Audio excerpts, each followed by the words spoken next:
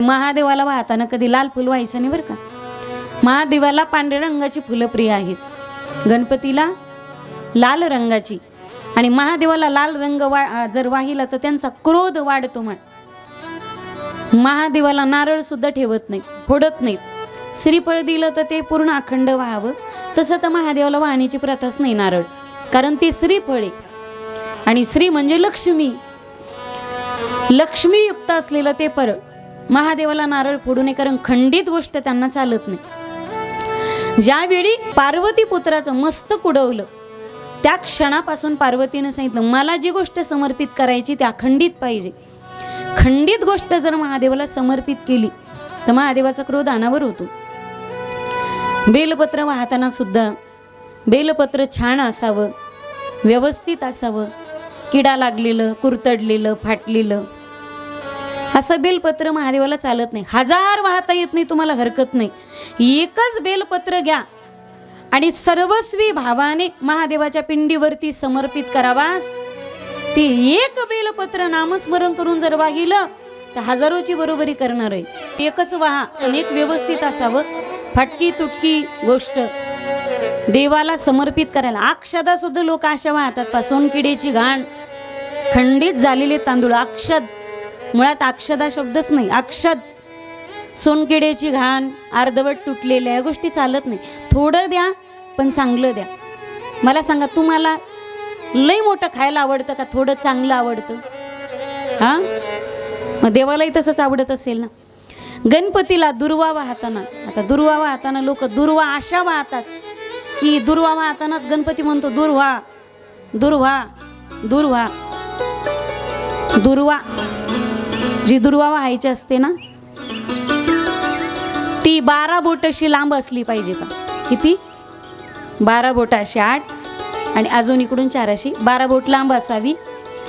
आणि खुडलेली दुर्वा असावी, ती उपटून आणलेली दुर्वा. देवाला उपटलेलं तोडलेलं जमत नाही, खुडलेली असावी ती, खालून डायरेक्ट उपटून नाही आणायची, अशी खुडलेली असावी. आणि दुर्वा असाव्यात 21. मोदक सुद्धा गणपतीला आवडतात ना. हां, मोदक 21, दुर्वा सुद्धा 21. आणि ते किती लांब पाहिजेत? 12 बोट. त्याला 3 गाठी मारायच्या, 3 ठिकाणी 3 गाठी, 12 बोट आणि किती? 21. गणपतीला जास्वंदाचा फुलाचा हार आवडतो, दुर्वा आवडतात, आगाडा, हरळ आपण जे म्हणतो ना, हरळ आणि आगाडा. आणि त्यानंतर गणपतीची आरती करत असताना ती आरती कशी करावी पहा. हे पहा, आरती नीट येत असेल तर म्हणावं, नाही तर मग शेवटचं जय देव जय देव जय मंगल एवढं म्हणून मोकळं व्हायचं. आरती नीट असेल तर म्हणावी. एकाने आमच्या समोर का आरती चुकीची म्हणली हो. मागच्या कथेमध्ये ब्राह्मण बुवा पूजेले होते, त्या रामकथेच्या. आम्ही आवरता मी ऐकू लागले, माझ्या अगोदर ती पूजा. बामणाकून आरती चुकली, आपल्याकून चुकणं नवले. एकाने आमच्या समोर आरती केली.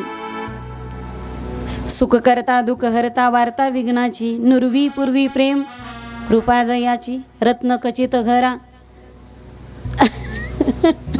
रत्न कुचित नाही रत्न खचित घरा, तुझ गौरी कुमारा, चंदनाची उटी कुमकुम केशवरा, हिरे जडित मुकुट शोभतो बरा, रुंजून तीनू पुरे चरणी गागरिया. आमच्या समोर एकाने आरती केली, लंबोदर पितांबर फळीवर वंदना. मला फळी तुटोस्तावर हाणीन तो. एक माऊली म्हणे, वाट पहा हे सजना. मला सजना नाही, गणपती रुसत असतो. वाट पहा हे सदना. एकाने मला विचार, सजना का सदना? तुमची आरती दुरुस्त करून घ्या बरं का तुम्ही. वाट पहा हे सदना. एकाने मला विचारलं, ते दर्शन घेणं मात्रे कोणी? म्हटलं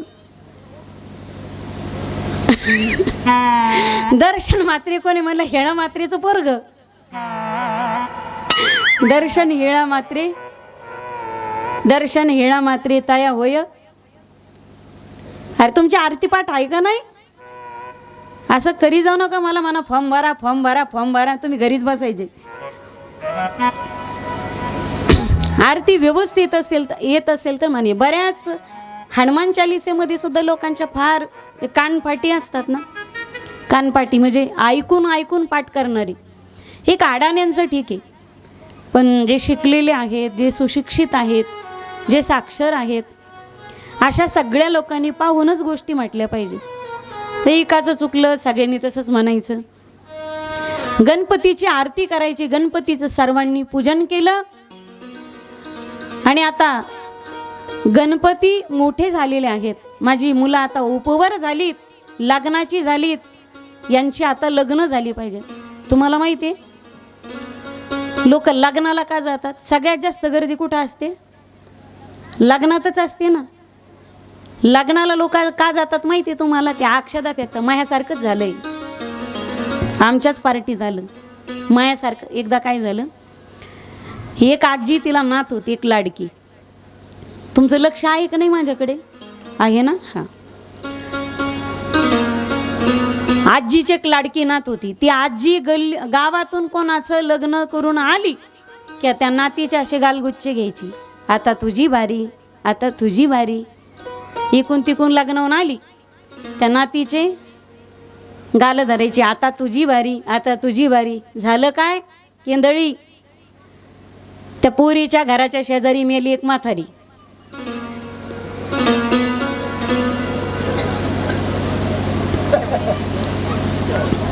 तुम्ही टच्चून खाऊन आलेत काच घरून? हे हिशोबाने जेवायचं जरा. कळालं ना तुम्हाला? कळालं का? आता तुझी बारी, आता तुझी बारी. विवाह करायचा आहे. गणपती गणाध्यक्ष आहे. कार्तिकेचा अधिकार सुद्धा लहान नाही. कार्तिक सर्व देवदेवतांचा सेनेचा अधिपती होता. काल आपण तारकासूर जो मारला कार्तिकेच्या हातून. लग्नाच्या योग्य झाले आणि भगवान भोलेनाथ म्हणतात आता लग्नाच्या गप्पा पोरांनी ऐकल्या. दोघंही आले, आमचं लग्न लावून द्या, आमचं लग्न लावून द्या. पण एक पण ठेवला लग्नाचं, एक स्पर्धा ठेवली. लग्न त्याचा अगोदर होईल जो सर्वात आधी पृथ्वी प्रदक्षिणा करून येईल. आवाजाला थोडा ट्रबल आणि घेऊन द्या.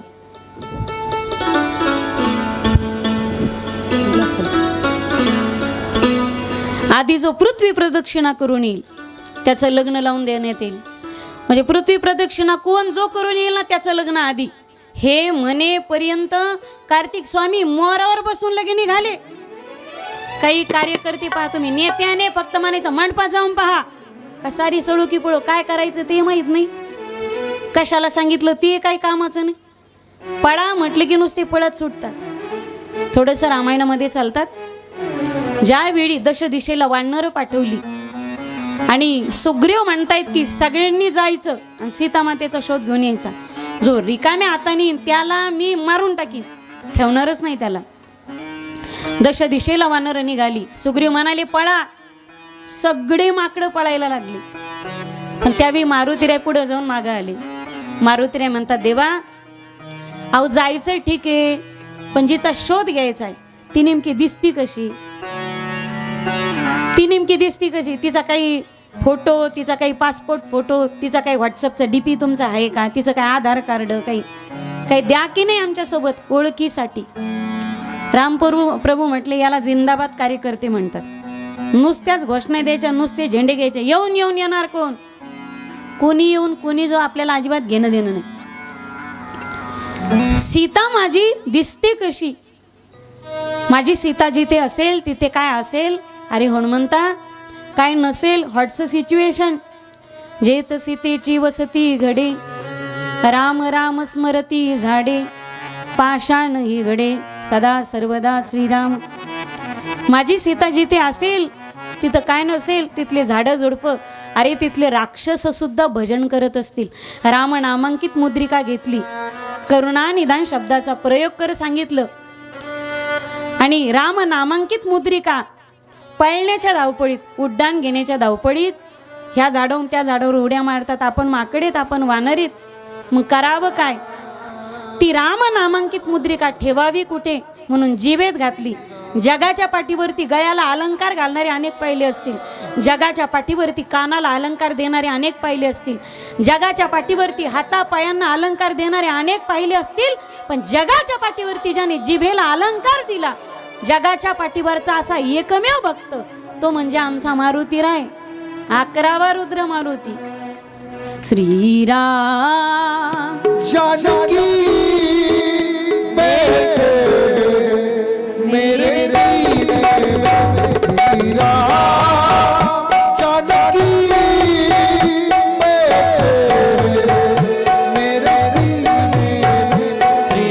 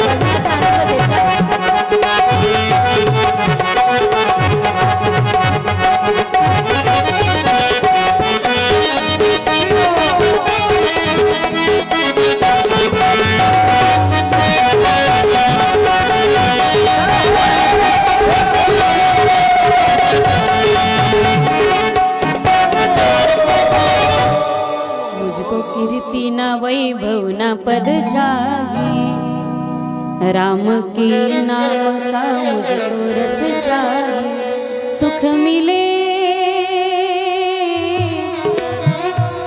मिले